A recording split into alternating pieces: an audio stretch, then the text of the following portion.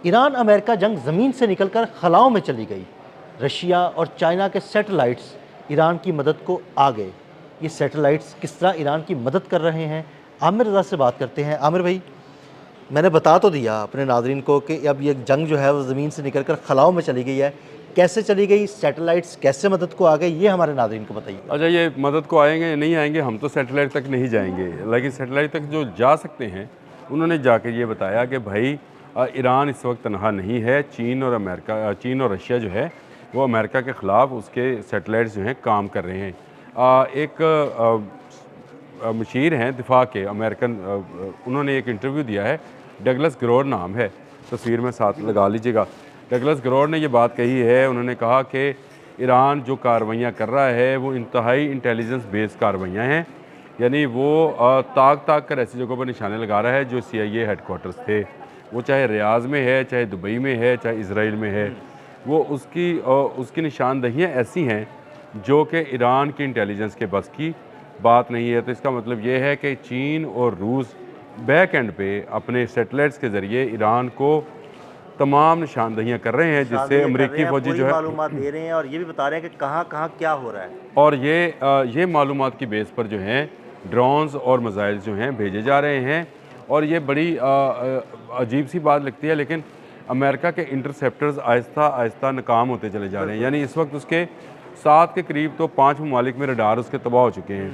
यही वजह है कि आप इस वक्त अगर स्टोरीज़ देखें, अल जज़ीरा में उसकी वीडियोज़ मौजूद हैं कि वो दिखाता है कि ईरानी ड्रोन्स आते हैं और बिल्डिंग से टकरा जाते हैं, उनको रोकने वाला कोई नहीं। हालांकि अमेरिका का दावा था कि उसने दुबई और रियाज को जो है महफूज शहर बनाया हुआ है और वहाँ पर आपको कोई मिसाइल भी टच नहीं कर सकता। दुबई और रियाज को तो अंदाज़ा हो गया ना कि भाई वो कोई बिल्कुल महफूज नहीं है। सिर्फ दुबई और रियाज को नहीं हुआ ना, ये है जो सैटेलाइट इमेजेस हैं उससे तो नज़र आता है कि अल-अदीद एयरपोर्ट जो एयरबेस है जो कि कतर में है वो गई।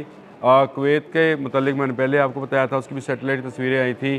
फिर उसके बाद बहरीन में जो कमांड एंड कंट्रोल सेंटर था वो गया। इनका दुबई में जो है इनका रडार सिस्टम था वो तबाह हो गया। अब ये कोई बैलिस्टिक मिसाइल नहीं है, ये तकरीबन आवाज़ से 1 या 1.5 गुना रफ्तार से चलने वाले ड्रोन्स हैं जो कि शायद 136 की बात कर रहा हूँ।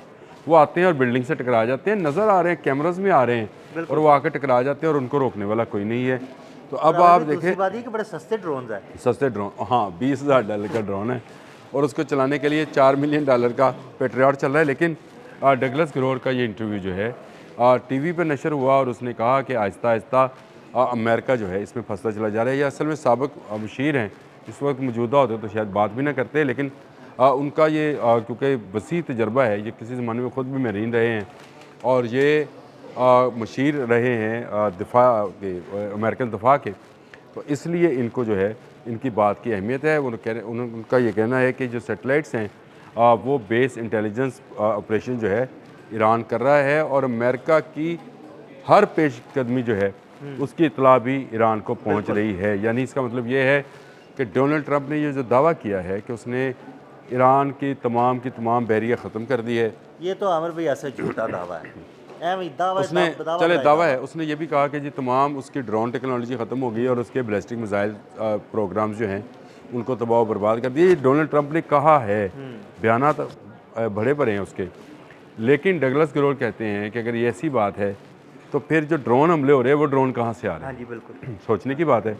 जो मिसाइल हमले इसराइल में हो रहे हैं वो कहाँ से आ रहे हैं?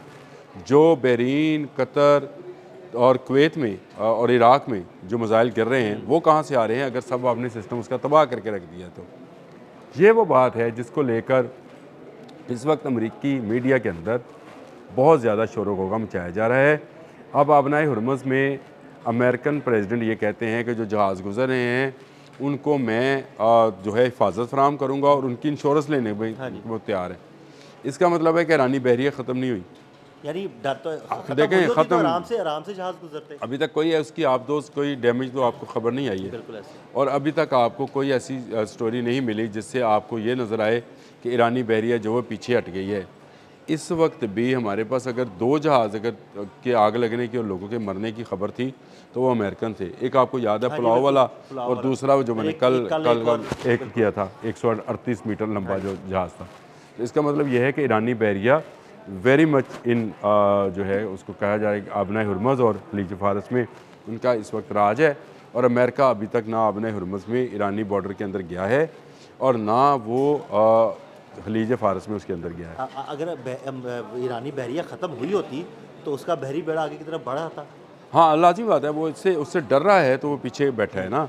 और आगे आने वाले जितने जहाज़ हैं जो कि तेल बरदार जहाज़ हैं वो जो हैं वो जा नहीं रहे हैं। देखिए, आज मैं अभी एक स्टोरी पढ़ रहा था तो उसमें रॉयटर्स की स्टोरी है। उसके अंदर ये था कि आहिस्ता आहिस्ता अमेरिका में तेल की कीमतें बढ़ेंगी जी बिल्कुल। और जो प्रेशर है वो डोनाल्ड ट्रंप पर आता चला जाएगा, जिसका जिक्र आपने अभी किया कि 20,000 का ड्रोन गिराने के लिए 4 मिलियन का पेट्रियट चलाया जा रहा है। तो इससे तो इनकी जो पेट्रियट बैटरीज़ हैं उन पर भी दबाव बढ़ रहा है और यही दबाव का नतीजा है कि कुवैत में जो पेट्रियट चल गए हाँ जी। और 3 जहाज़ गिरा दिए। अब मुझे बताएं, बिलियंस ऑफ डॉलर्स, आज 28 को शुरू होने वाली जंग आज 4 मार्च है, तो आप मुझे बताएं कि कितना बड़ा नुकसान जो है इस वक्त तक ईरान अपनी जानें देकर अमेरिका को पहुंचा चुके हैं। यानी बिलियंस ऑफ डॉलर्स जो हैं उसका नुकसान जो है अमेरिका अब तक इस जंग में कर चुका है। और जैसे जैसे जंग में, मैंने कल ये बात कही थी, जैसे जैसे दिन बढ़ते चले जाएंगे वैसे वैसे अमेरिका पर प्रेशर और डोनाल्ड ट्रंप की सियासत जो है वो उसको ताबूत में बंद किया जाता रहेगा। ये बड़ी मैं समझता हूँ कि ईरान की बड़ी कामयाबी है। और ये अगर रूस और चीन जो है वो उसके सैटेलाइट्स जो हैं काम कर रहे हैं, जो कि डगलस ग्रोवर का दावा है, और वो दावा अपने अपने तौर पर नहीं कर रहे, अपनी इन्फॉर्मेशन के बेस पर कर रहे हैं, और दूसरा अपने तजर्बे के बेस पर।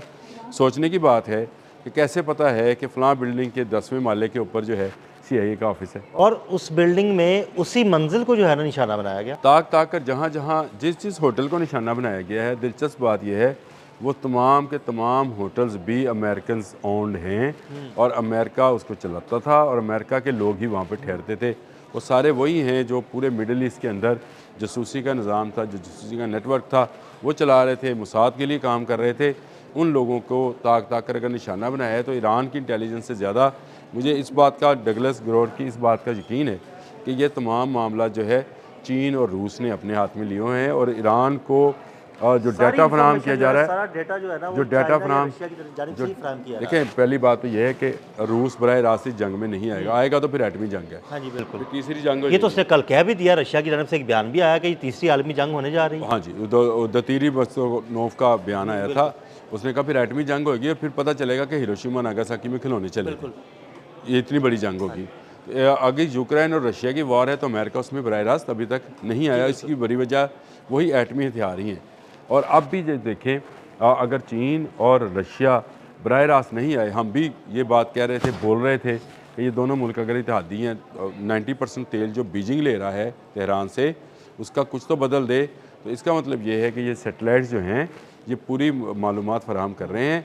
और वो जो रजीम चेंज करने के लिए अमेरिका आया था, वो जो बैलिस्टिक मिसाइल प्रोग्राम ख़त्म करने के लिए और जो एटमी रिएक्टर्स बंद करने के लिए आया था, उसमें से कोई एक चीज़ भी ईरान अभी तक तस्लीम नहीं किया है। और बुनियादी वजह यह है कि ईरान के पास इस वक्त ऐसा दिफाई सिस्टम और ऐसा सैटेलाइट ऑपरेटेड मिसाइल मौजूद हैं जो ताक ताक का निशाना लगा रहे हैं। बहुत शुक्रिया आमिर भाई जी। बिल्कुल, आमिर भाई ने जंग की तातरीन सूरत हाल के बारे में आपको आगाह किया और ये भी बताया कि किस तरह रशिया और चाइना के सैटेलाइट्स ईरान की मदद कर रहे हैं। अदील अहमद और आमिर रज़ा को इजाज़त दीजिएगा। अल्लाह हाफ़िज़।